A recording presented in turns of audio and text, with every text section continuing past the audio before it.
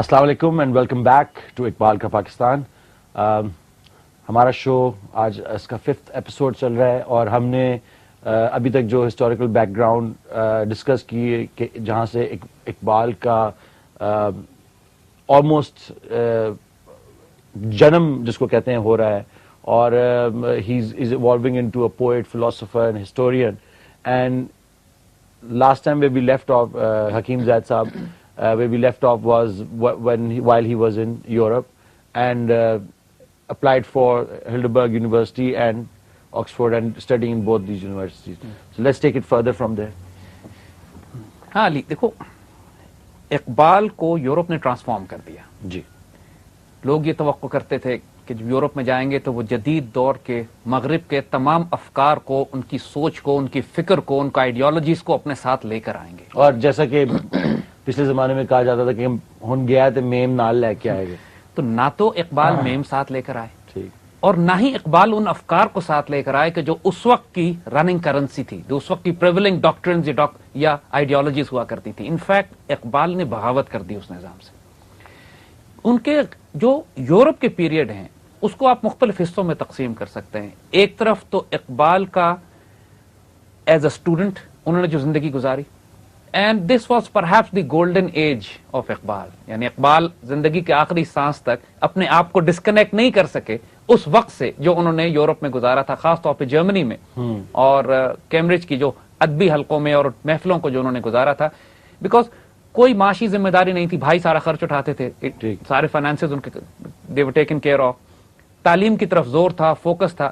یہ وقت تھا کہ جب ان کی انٹلیکچولی اور اسپرچولی فلفلمنٹ ہو رہی تھی اپنے اس حلقے کی وجہ سے کہ جو ان کے آس پاس موجود تھا. استاد اچھے ملے ہوئے تھے, کولیگز اچھے تھے. And Iqbal had very spiritual relation with two profound personalities, Atiya Fyzee and Emma Wegenast, جن کی وجہ سے ان کی زندگی میں ایک رنگ آ گیا تھا. یعنی he was happy, he was very bright, he was very chirpy, he was very یہ ان کا ایک پرسنل لائف ایک بلڈ اپ ہو رہا تھا اقبال کا.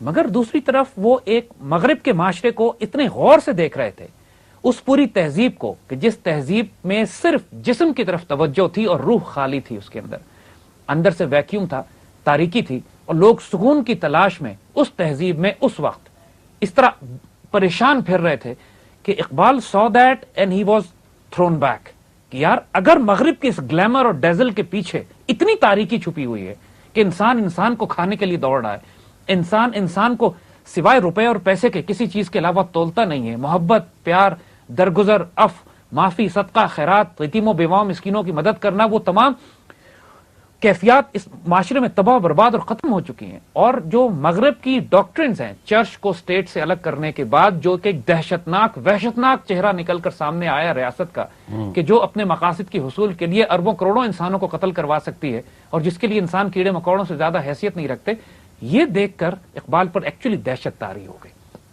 ہی ریجیکٹڈ دس آل کہ no, I don't want to be part of it.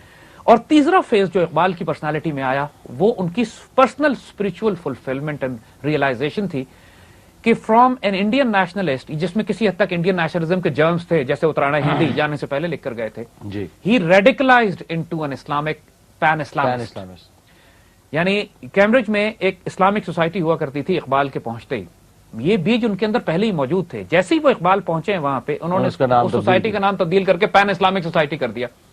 Probably غیر شعوری طور پر کیا ہوگا کیونکہ اس وقت تو اقبال کے شروع کے دن تھے, لیکن یہ چیز ان سے کروائی گئی. جس طرح 1907 کی نظم کے بارے میں پچھلی دفعہ ہم نے بات کی تھی, انہوں نے 1931 میں جا کے کہا کہ مجھے نہیں پتا کہ کس نے مجھ سے لکھوائی ہے یہ نظم, مجھ سے لکھوائی کس نے, کیونکہ 1907 میں وہ یہ بات کر رہے ہیں کہ میں نے فرشتوں سے یہ بات سنی ہے کہ وہ شیر جس نے رومن امپائر کو الٹ دیا تھا وہ شیر اب دوبارہ زندہ ہوں گے, اور وہ مسلمان تہذیب اور سویلائزیشن کی بات کر رہے تھے. تو یہ 3 حیرت انگیز ود ان اقبال 3 دنیا چل رہی تھی. ایک طرف وہ مغرب کا انالیسس کر رہے تھے, ایک طرف ان کی پرسنل لائف تھی جس کے اندر وہ بہت مطمئن اور خوش تھے اس نظام میں, اس تعلیم میں, اس کولیگز میں, اور تیسری طرف وہ ایک انقلابی, ایک ریولوشنری کے طور پر بلڈ ہو رہے تھے. یہ تینوں پروفاؤنڈ ڈیولپمنٹس اقبال کی ساتھ ساتھ ہوتی ہیں.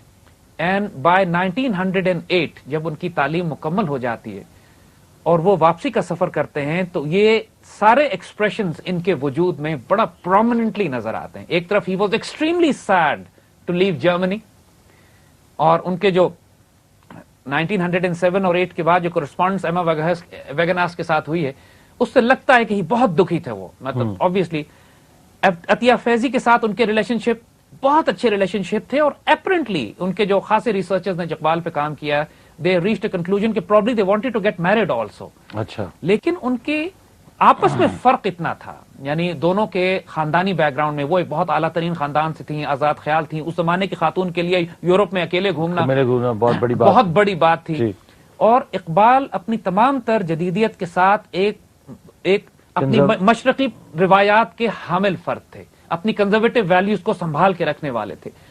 اور جو انقلاب ان کے وجود میں برپا ہو رہا تھا, جس سوشل سٹیٹس سے اقبال آئے تھے, اور جو مشن اور ڈیوٹی ان کے سامنے تھی, اس میں ان کو اندازہ تھا کہ عطیہ فیضی ایک دوست کی حیثیت سے, ایک سول میٹ کی حیثیت سے, ایک رازدار مشیر کی حیثیت سے تو شاید ایک اچھا کردار ادا کر سکیں گی, اور کرتی نہیں باقی عمر میں بھی, لیکن ایک بیوی کی حیثیت سے ان کا رول اس مشن میں فٹ نہیں ہو رہا تھا. So Iqbal had to face two personal losses, یعنی he had one option he had to get married to Athiya Faizi. He did not because of the mission. And second option was perhaps he could get married to Emma Wegenas. And still he could not get married because again وہ ان کے mission کو damage کرتا. اور یہ دو personal sacrifices Iqbal نے دی Europe میں. 1908 میں جب وہ جہری جہاز میں بیٹھ کر واپس انڈیا کی طرف آ رہے تھے تو سسلی کے جزیرے کے پاس سے گزرے. اب سسلی کا ایک ایسا جزیرہ ہے میڈیٹرینین میں اٹلی کے پاس کہ جو لوگ کم جانتے ہیں, لیکن کئی سو سال تک یہ مسلمانوں کا مرکز رہا ہے. سسلی ہے, سائپرس ہے, روڈز ہے, یہ تمام آئلینڈ جو Mediterranean used to be a Muslim lake. There was a time جب خیر الدین باربروسا جو عثمانی امیر البحر تھے, اور لفظ امیر البحر سے انگلش ورڈ ایڈمرل نکلا ہے, تو امیر البحر جو تھے اس پورے خطے میں مسلمان بحری بیڑا اس طرح پٹرول کرتا تھا کہ تمام یورپین پاورز کی جرت نہیں ہوتی تھی کہ میڈیٹرینین میں باہر نکلیں. اور میڈیٹرینین کے بڑے بڑے نام آج بھی, جبرالٹر سے شروع کریں آپ تو جبرالٹر بیسیکلی جبل الطارق ہے. مارسیلز کی جو پورٹ ہے فرانس میں, دیٹس مارسے علی, ایک عرب نام کے اوپر ہے. تو اسی طرح بہت سارے نام جو ہیں وہ سارے ابھی بھی عرب نام ہیں اس کے.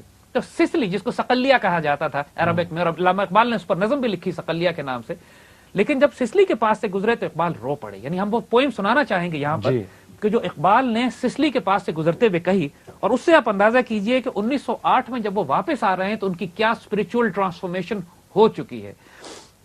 کہتے سسلی کے پاس سے جب گزرے تو جہاز میں یہ شاعری کی, ہے تیرے آثار میں پوشیدہ کس کی داستان, ہے تیرے آثار میں پوشیدہ کس کی داستان, تیرے ساحل کی خاموشی میں ہے انداز بیان.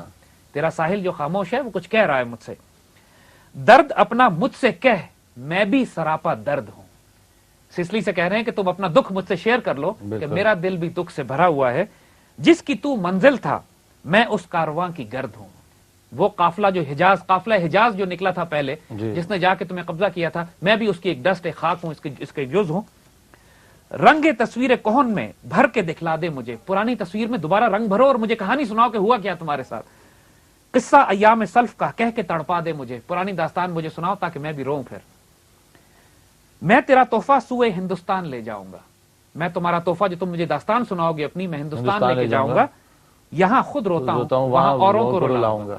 بیوٹیفل, ماشاءاللہ, جسٹ امیزنگ. یعنی اقبال سسلی کے پاس سے گزرتے ہوئے روتے ہیں, یہاں خود روتا ہوں, ہندوستان میں اوروں کو رلاؤں گا.